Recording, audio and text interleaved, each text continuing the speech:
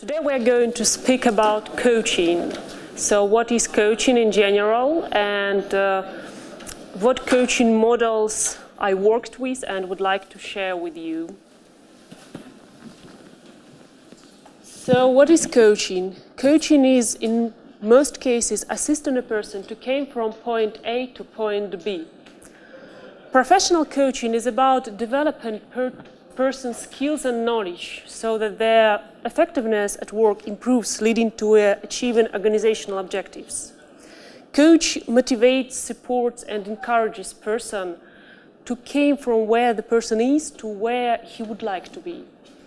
For instance, if a person would like to get some new facilitation skills or soft skills, a coach can work out an approach to help a person to get these skills, and what is more important, to provide a person some mechanism so next time a coachee, the person who is being coached, can do it by himself to obtain some new qualities. So coaching in most cases is about teaching a person how to fish other than giving him a fish every time. So what is not coaching? Coaching is not therapy. Coaching does not focus on past, heal emotional wounds or soothe symptoms. A coach assumes that a coachee is qualified to work with the coach and to develop his skills based on a coachee beliefs and values. Coaching is not consulting. Unlike a consultant who is hired to provide particular answers, coach cannot know all answers and cannot solve all problems. A coach in most cases can challenge a coachee, make some actions towards the goals, but a coach doesn't tell a coachee particular what to do. A coaching is not friendship. Similar to a friend, a coach can provide basic support and encouragement. But also a coach teaches a coachee specific skills and knowledge. Who of you have ever been coached? Who of you is doing coaching? Okay.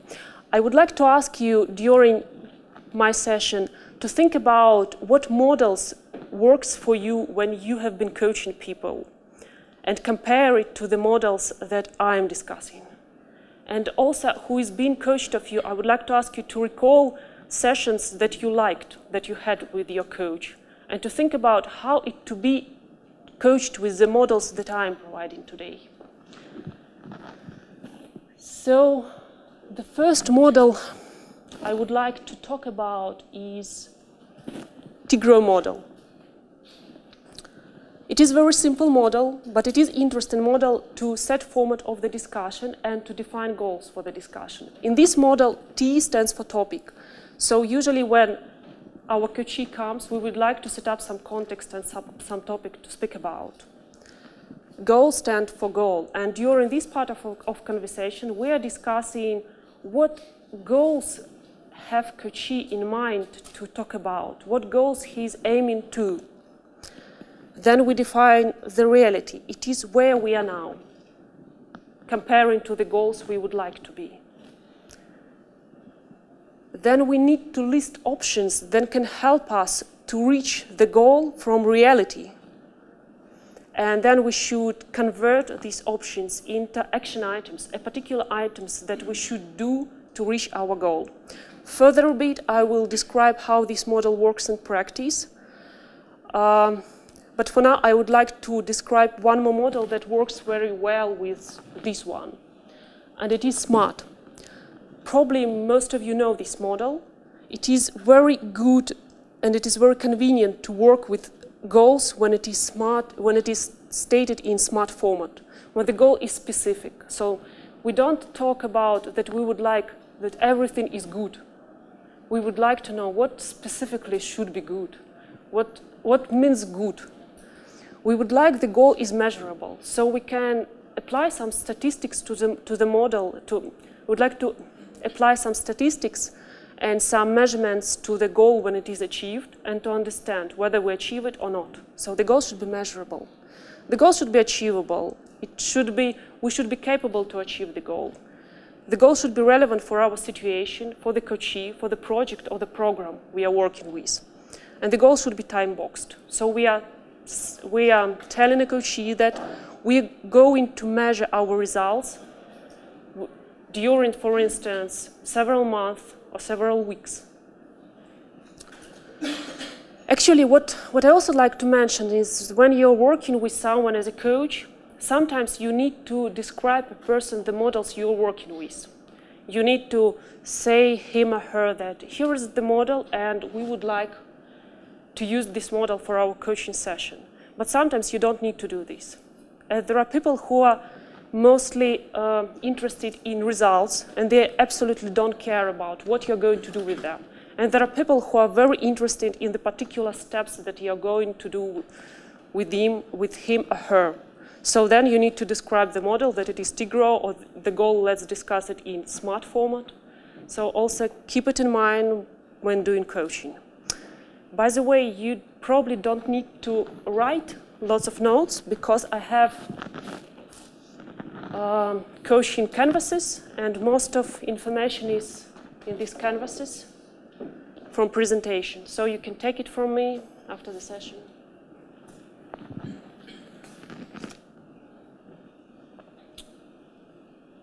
So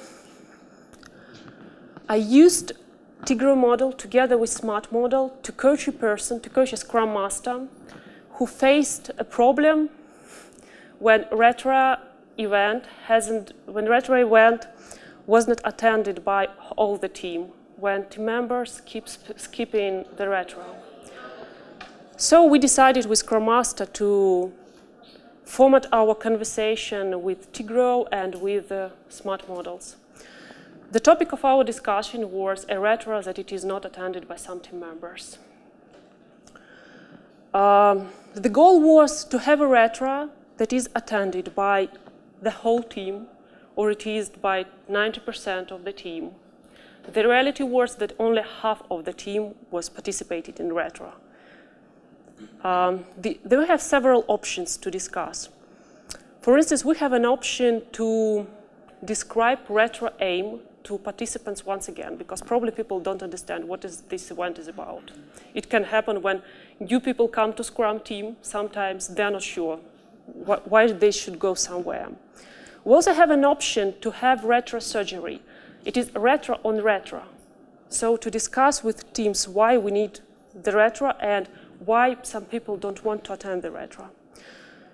We also have an option to actually escalate the problem to manager.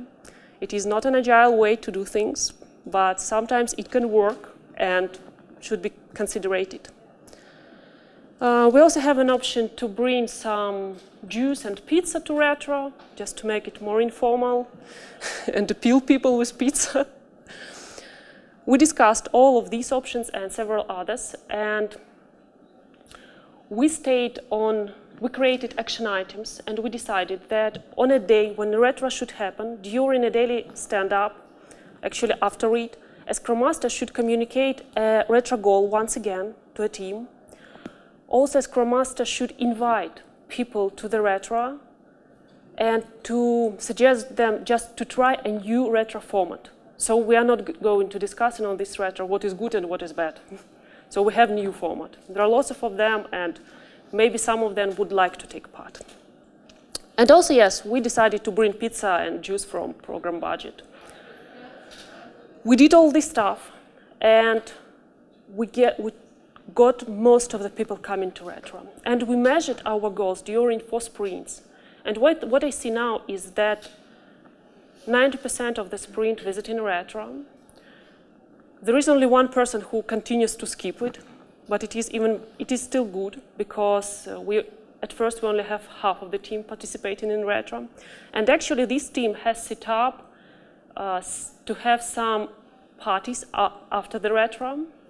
And the last initiative was a cognac party. So they used to spend time all together. So probably you can use these models for setting some conversations with your Scrum Masters or your Agile team members in this way, and probably you can also get good results. So you can try. During our conversation with Scrum Master, I tried not to influence him with my own experience. I try not to translate him my beliefs or my values. I try to ask him and give him a possibility to find a way out by himself, just by asking. For this, I used powerful questions and open questions. Open questions is questions that does not require yes or no answer. Open questions help to widen the conversation. And powerful questions is the questions that challenge a person's way of thinking. For instance, if the person tends to think only about how it will be good when I get something, how it will be good when I get my goal, and the coach tries to evaluate the risks, the conversation can fail because they're moving in different directions. And I have this grouping approach for questions. I called it seasons, but you can have your own. For me, it is very important to bring the coachee to different situations. Because I know that for myself, it is very interesting. I'm always asking people why question. So I start observing myself, and I start understanding that I'm asking questions, I'm asking people one and the same questions. So I used some categorizations of questions, and when I'm talking to people, I try to bring them in all these directions. One more model that I would like to speak about is, by the way, who of you probably have already seen some applications of powerful questions, Tigra and smart model on your projects? Okay. One more model that I like to work with is neurological levels integration. Because you're familiar with this model? Who of you is using it on practice with coaching? I see. So this model is perfectly well when the final destination, like point B, is not clear for a coachee. When coachee feels something discomfortable about the situation, but he doesn't know what exactly should happen to feel better. So this model is about investigation. And to start with, we should investigate the environment where we are. I use this model in most of the cases for career development of people. When we're starting coaching sessions and I'm understanding that the person probably doesn't feel okay with maybe Scrum changes, maybe Agile transformation, maybe something wrong with his relations with team members or with managers, and we trying to investigate what is the problem, where it is. This exercise usually consists of 3 steps. During the first step, we investigate the current position of the person. During the second step, we investigate where the person would like to be and then compare these 2 positions. So we start with environment. And good questions on this level is who, with whom, when, and where. For instance, please describe me your environment, your surroundings. Okay, and the person starting describing it. And can you answer me a question? What people are around you? Also, when I ask him this question, I try to understand what person sees, what person hears, and what person feels in his environment. For instance, what do you feel when you're interacting with these people? Or what do you see when you sit on your table, where you're sitting? And actually, the problem can be found out even on this very first environment. Maybe something is wrong with it. The second level of investigation is behavior. And the right question here is to ask, what do you do at your work? What do you do at your environment? And what other people are doing at your environment? And what do you feel when people are doing this stuff? And next level is competence and skills of the person. What helps you to do what you are doing? What competence you have to do what you are doing? And what skills you value in people that are around you? when you do this exercise, you also try to link the next level with the previous one, to integrate it. So when I'm asking about competence, I remember about behavior, that some competence help a person to do some behavior. And probably it has also a representation in environment. The next level is values and beliefs. So why do you think, here is why questions, why do you think that this competence helps you? Why do you value something in people? Why do you value these qualities of your manager? And we investigate this level. The higher level is identity. It is self-identification. Here is a question, who is the person with such environment, behavior, competence, values, and beliefs? How can you call this person? And the person can answer, okay, I feel I'm a professional, or I'm a good specialist. So here is, I would like the person to say me something about himself, how he can describe himself. The next level is purpose or mission. It is higher than self-identity. It is something the person belongs to. And here I can ask, what inspires you at work? What is your mission at work? And when I go level by level by level, I also ask person to provide me some metaphors to get a unified vision of each level. For instance, when I'm asking about environment, I can say, please describe me your environment in one word or phrase. And the person can say, well, I feel it is like a road in a rush hour. And about behavior, how do you feel at your current work? Like a fish in water. Very skillful, know exactly what to do at each state. When the first part is over, we start talking about desired states with the person. And we're going from top to bottom. We start with mission. What mission would you like to have? How do you would like to call yourself? And below, what values probably you would like to get? Or you would like to see in people around you? And then you have like answers about what is and what is necessary. And you can compare it. Sometimes you can create a matrix on it. But actually you don't need it, because during this investigation the person can say, wow, I know that's about this or that's about that. I had it with a girl, and when we came to competence and behavior, when coming from top to bottom, she said, oh, I see it now. I need more direct communications with clients, and I need more responsibility. Yeah, that's it. So this is very helpful when the final answer is not clear, the final B destination when your coaching is not clear. Also, I do this exercise as a body game. I ask a person to write on a list of paper these levels. For instance, environment, behavior, one per each. And then we put it on the floor, like this. And when we are moving. It helps to live through our environment or behavior, because we are creating like space anchors. And it separates each level from each level, physical separation. And then we're coming back of it. So I saw that it helps better, that it works better than just talking. Also, you can do this exercise, for instance, with a newly created team. When you are just creating a team, agile team, for Scrum framework implementation, you can ask team members what environment you would like to create.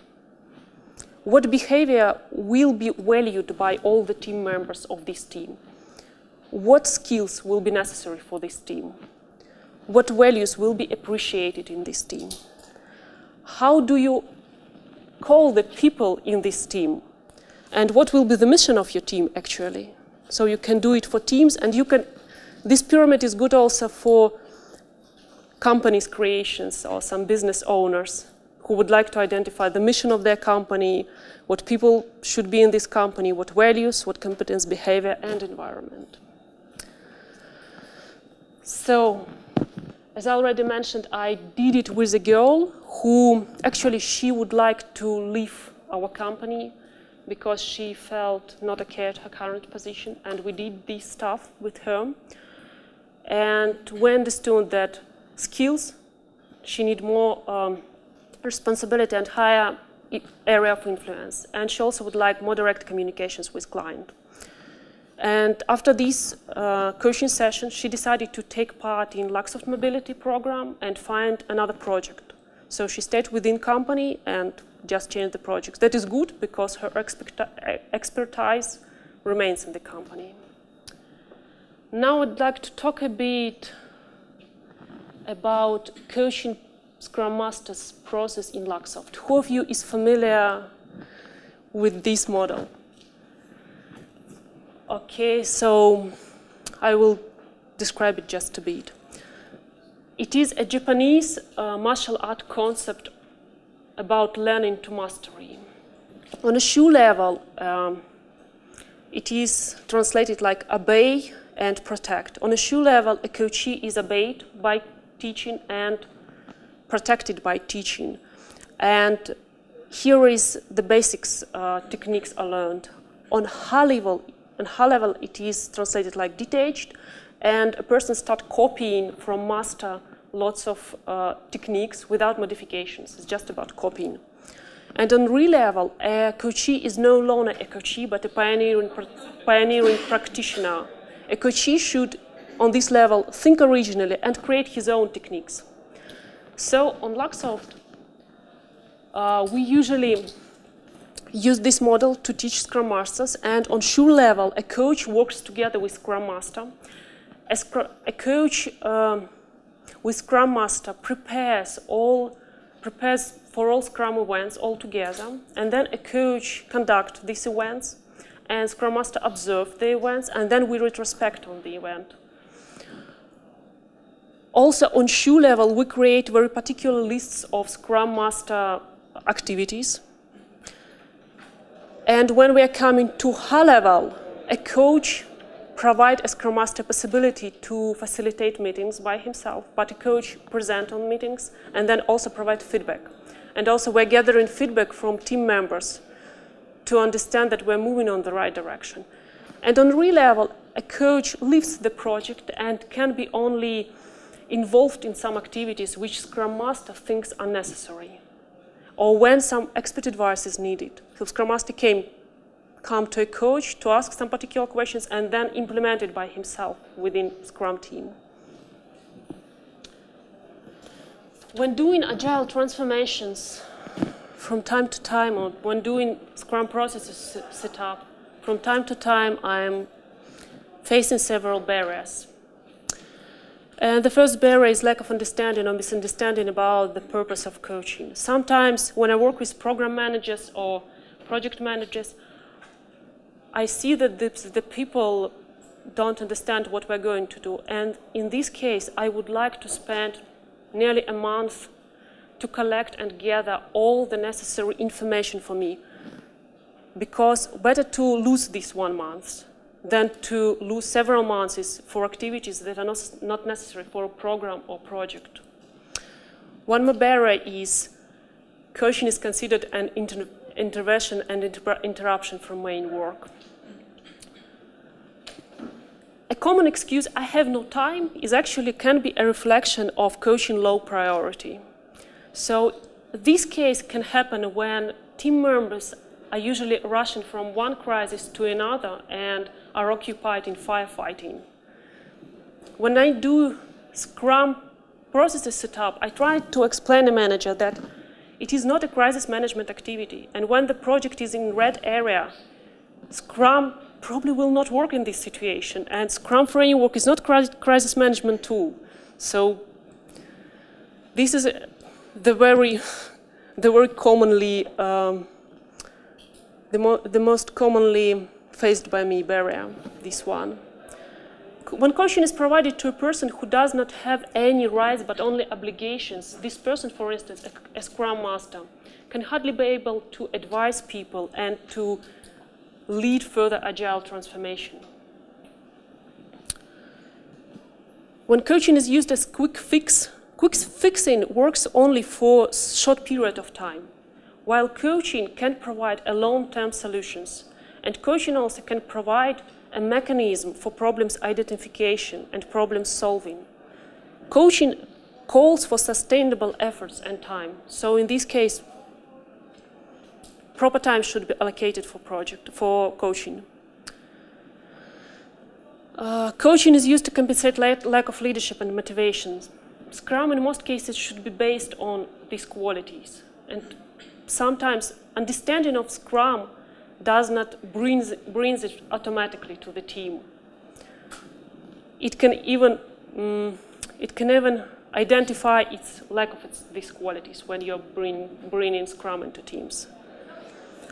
And it is also wrong to think that what works with a person in one situation can be applied to a new person or can be applied to a similar situation.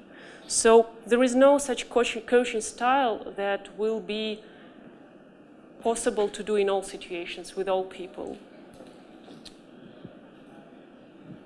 I also would like to talk about states that, despite from barriers, motivates a coach and can keep a coach in a good position. These states, 7 C's of successful coaching, are worked out by business coach Richard Wilfield, and I find it quite helpful in my daily work. Connection. It is crucially important to build a rapport with the coachee. So the coachee trusts you and you can trust a coachee. So you both perceive information similarly. Caring. It is good when a coach cares about a person and cares about the outcomes of the person and see some vision of these outcomes as well as steps to achieve these outcomes. Clarity. It is good when coach see what exactly was done already and what we are going to do. So what is left.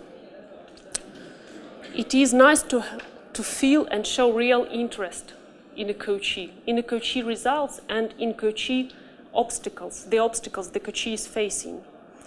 And to question the coachee, what is holding you back and what we can do about it. A coach can from time to time to challenge a coachee way of thinking, and especially a negative one. We should challenge restrictions and limitations of the coachee and to teach a coachee to think wider. For instance, a Scrum Master can think that a team can't work without a manager or without administration. And we should shake a bit this belief. And there are several models for this, for beliefs shaking, beliefs shifting. We should also be confident in coachee. Only in this way we can encourage him or her to take risks and to do changes. Because if you don't believe it is not like true to make a person to do something, if you don't believe in success. And both coach and coachee should be committed to the results and to do their best to achieve it. Before we come to question-answering session, I would like to suggest that some of you who really need coaching session, for instance, based on Diehl's pyramid, can catch me on the session, and I can do a coaching session with you. So that's it.